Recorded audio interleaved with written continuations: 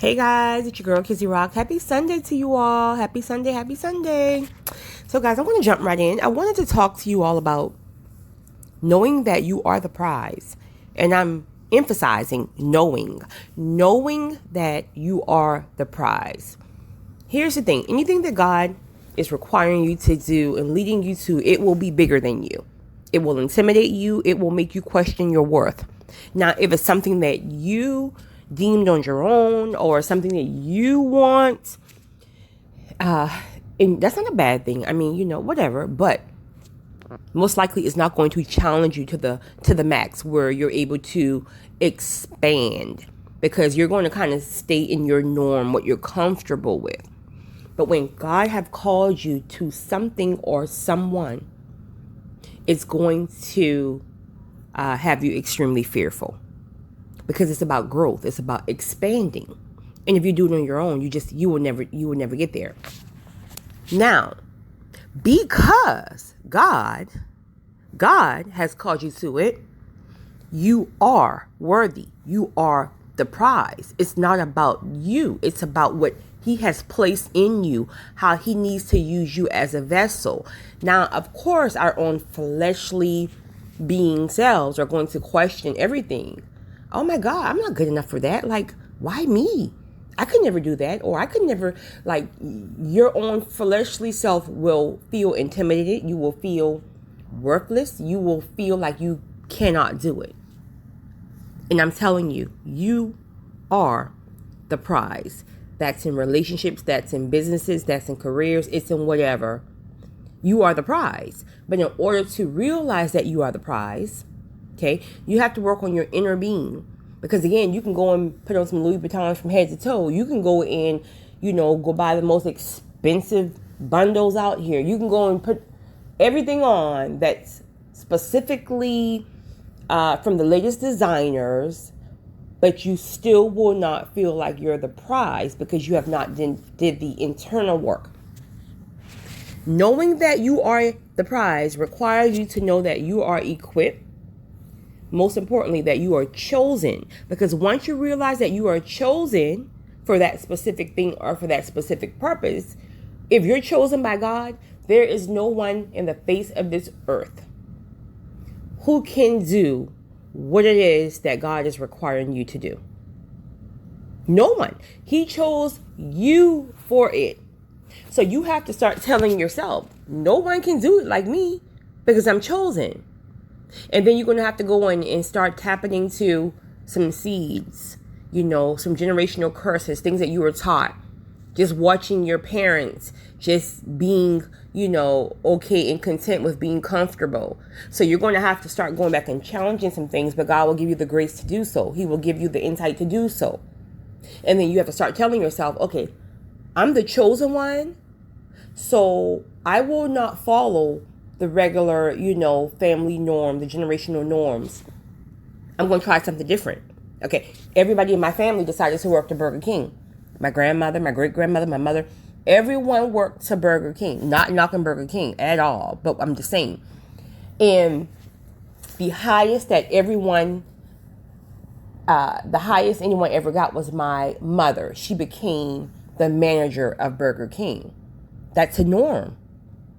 Everyone in your family have taught you, and most times they don't even know that there's more out here because it's generational norms.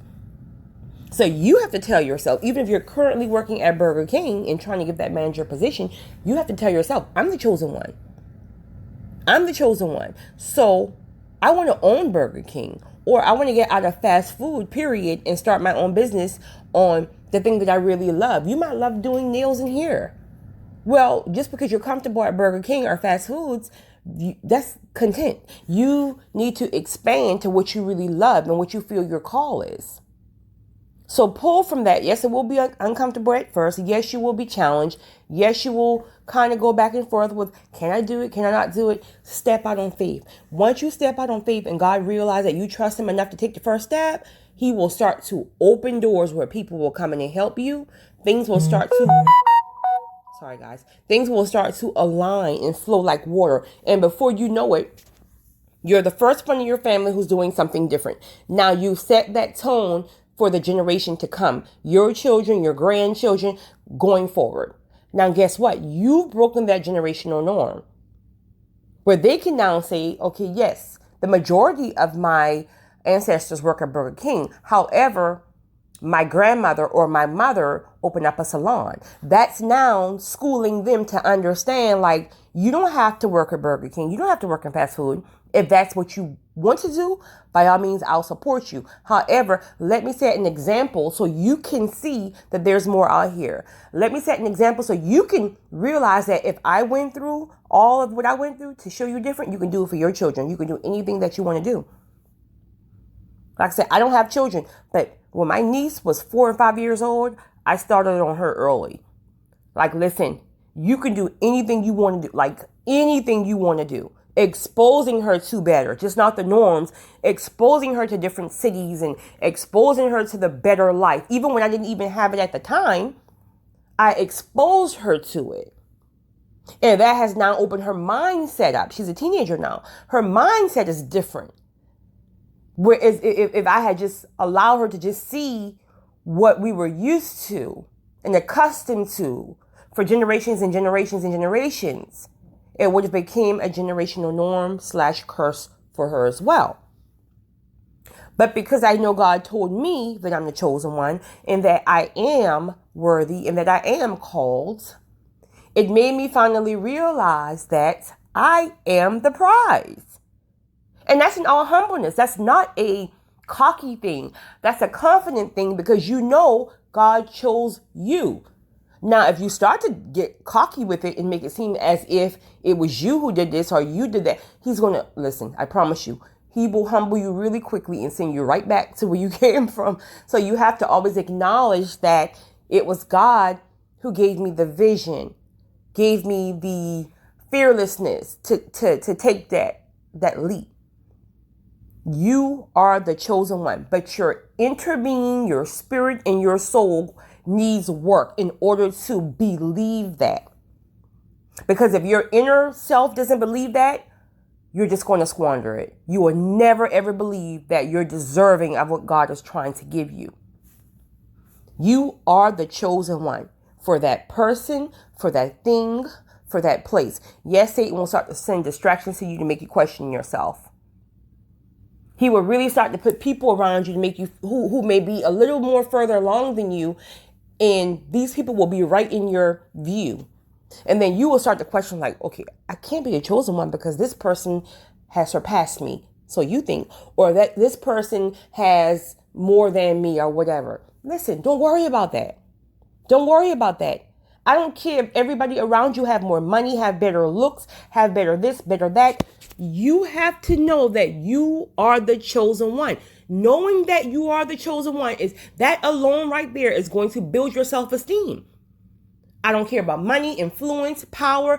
If God says you are the one, nothing or no one can touch you. Even if it attempts to get away from you temporarily, Satan might come in and add some resistance. So something may, let me say, for example, let's just say you have your eye on a particular person, right? God have already shown you who your husband is or your business or whatever. All right. So because your inner being still needs work, right? You may not have established mind, body, and soul yet that you are the chosen one. You haven't gotten there 100% because you're still trying to fight these generational norms. But God has made it very clear to you that this thing is yours, person or thing, business, man, woman, whatever. Now, that's not to say Satan is not going to come in and challenge you. So the idea you had, right, that you didn't patent, somebody else is going to come in and step in your place right quick. The person that he has designed for you may start dating someone right quick, right? So in your mind, it's like, oh my God, I was never the chosen one. Oh my God, this was never my thing or my person because it got away from me. No. Trust me. If you are the chosen one for that thing, for that place, for that person, you are still the chosen one. But remember, you still have work you need to do. So while you're working on yourself and working on other things, yes, Satan will send a little false you in, a little play you in, a generic you in the place of. But don't worry about that because you're still going to be busy working on yourself. And know that whatever God has for you is for you. So once you have aligned yourself, when you finally come to the conclusion that you are the chosen one, when you put the work in, you've invested into yourself, your confidence, your esteem, spiritually, mentally, physically, and you know you are the one, when you arrive at the 100% mark, whatever that temporary thing that replaced you, not even replaced you, but came in at that time that you were working on yourself will no longer be there. It will no longer be there. It will already then flushed itself out of the way, where God's perfect timing, now that you're ready and you now know that you are the chosen one, when that meets with what God purposes for you, nothing will be in your way. There will be no resistance, no person, no other thing. God will have already removed those temporary things out of the way because you're now ready. So don't worry about who's in your place. So you think in your place right now. That's only temporary. That's only temporary. When you are the chosen one, nothing or no one can replace you. You are the person for the job. God don't work with no generic brands. That's Satan trying to put that person or that thing in there to get you off course. You have to know you are the authentic one.